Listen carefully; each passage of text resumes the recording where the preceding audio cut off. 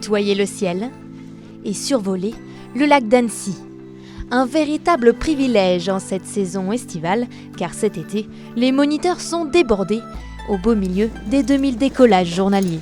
On a du monde, que ce soit des vacanciers à la semaine, plutôt sur juillet-août, ou des gens en week-end, ou carrément même en semaine sur les périodes hors vacances scolaires. Tout comme ses 168 concurrents, les naïcs enchaînent une dizaine de vols à la journée.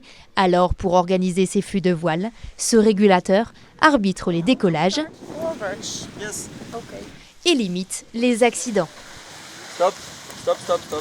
Il y a des tensions qui peuvent se créer par rapport au dépassement, parce qu'il y en a que le parapente c'est un métier et d'autres c'est juste un loisir. Donc on essaye de créer des lignes d'attente, de bien respecter les couloirs.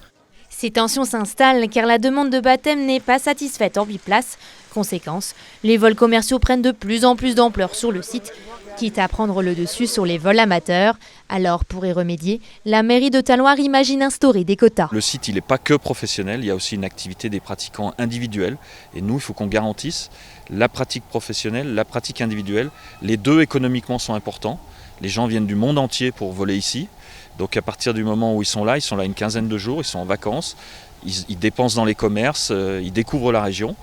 Et donc il faut garantir à ces gens-là de pouvoir continuer à pratiquer leur activité. Instaurer cette limite serait une première en Europe.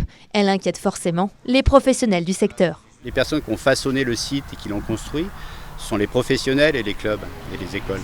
Tout le monde a joué le jeu pour avancer dans ce sens-là, pour que le site devienne ce qu'il est actuellement. Alors maintenant, s'il y a des choses qui ne vont pas, il faut se réunir, en parler ensemble et décider des choses, mais sans pas les imposer. On ne peut pas exclure des gens comme ça du jour au lendemain alors que ça fait 40 ans qu'ils travaillent. Chaque année, le vol libre attire de plus en plus d'adeptes. Même si la discipline séduit pour ses fortes sensations, c'est un sport à haut risque. Entre 2019 et 2021, le nombre d'accidents a augmenté de 50%.